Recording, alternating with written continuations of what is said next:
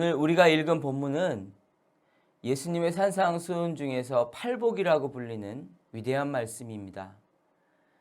예수님께서 말씀하신 8가지의 이 팔복을 받는 사람들에게 잘 살펴보면 공통점이 있습니다. 어떤 공통점일까요? 바로 부족함이 있는 사람들입니다. 심령이 가난한 사람, 슬퍼서 애통하는 사람, 의에 줄이고 목마른 사람, 또 마음이 텅 비어 있는 사람, 또 박해를 받는 사람, 이런 사람들이 이렇게 복을 받는다는 거예요. 이런 사람들은 자신의 삶에서 뭔가 만족할 수 없는 그런 사람들이에요.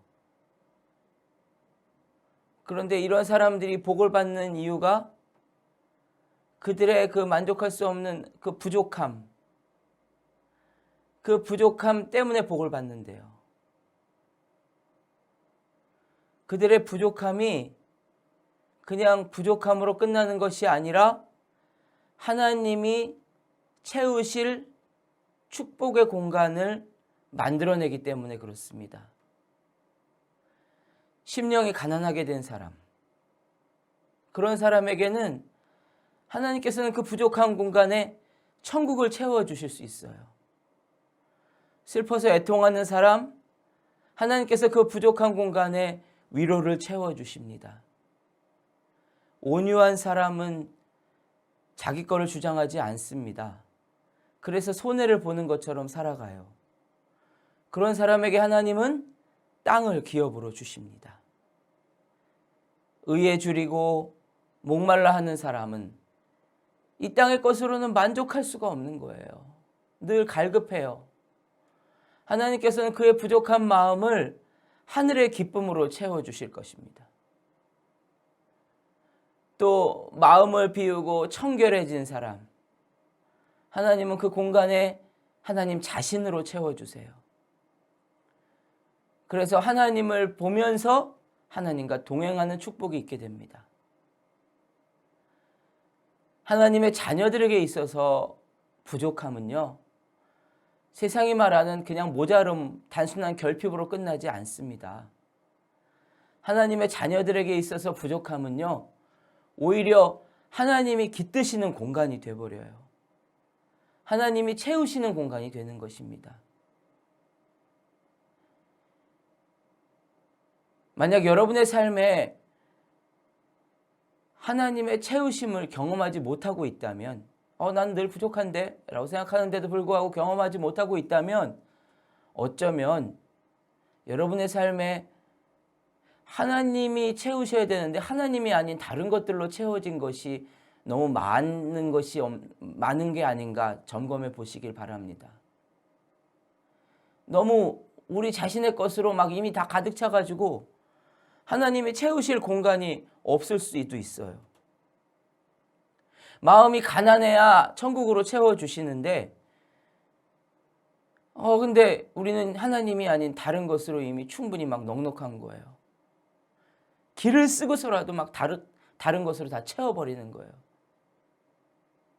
의에 줄이고 목말라야 되는데 길을 쓰고 세상의 칭찬과 인정으로 우리의 마음을 막 채워버리려고 노력하는 거예요. 마음을 비우고 청결해야 하나님으로 채워지는데 이미 세상적인 것들로 우리 마음이 막 가득 차 있어가지고 하나님이 머무실 공간이 없어요. 여러분, 예수님이 오늘 우리에게 말씀하신 이 8복, 8가지 복은 부족한 사람을 위해서 준비된 복입니다. 여러분의 삶에 부족함이 있다면 이제 하나님이 채우시도록 기회를 드리십시오. 자꾸 세상의 것으로 채우지 마시고 하나님께서 여러분의 부족함을 채우시도록 의지하세요. 가난한 마음은 천국으로 채워질 겁니다. 애통하는 사람은 위로를 받을 겁니다. 온유한 사람은 기업의 축복을 받을 거예요. 오늘 오늘은 우리의 부족함이 하나님의 만족함으로 채워지는 날이 되기를 예수님의 이름으로 축복합니다.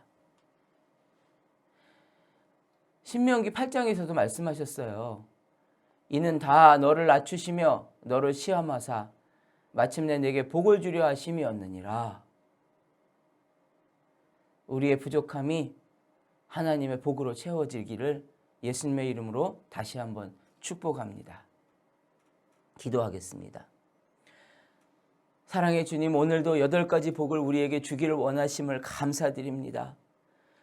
우리의 부족함을 세상적인 것으로 채우려 하지 않게 하시고 하나님이 채우실 공간으로 만들어 나갈 수 있도록 도와주옵소서. 심령이 정말 가난해져서 하나님의 천국으로 채워지기를 원합니다. 청결하고 깨끗해져서 하나님을 보는 복이 있기를 원합니다. 하나님 자신으로 채워지기를 원합니다. 의에 줄이고 목말라 하기를 원합니다. 애통하기를 원합니다. 온유해지기를 원합니다. 오늘도 하나님 나라의 복으로 채워지는 하나님의 사람이 되게 하여 주옵소서. 팔복을 주심을 감사하며 예수님의 이름으로 기도하옵나이다. 아멘.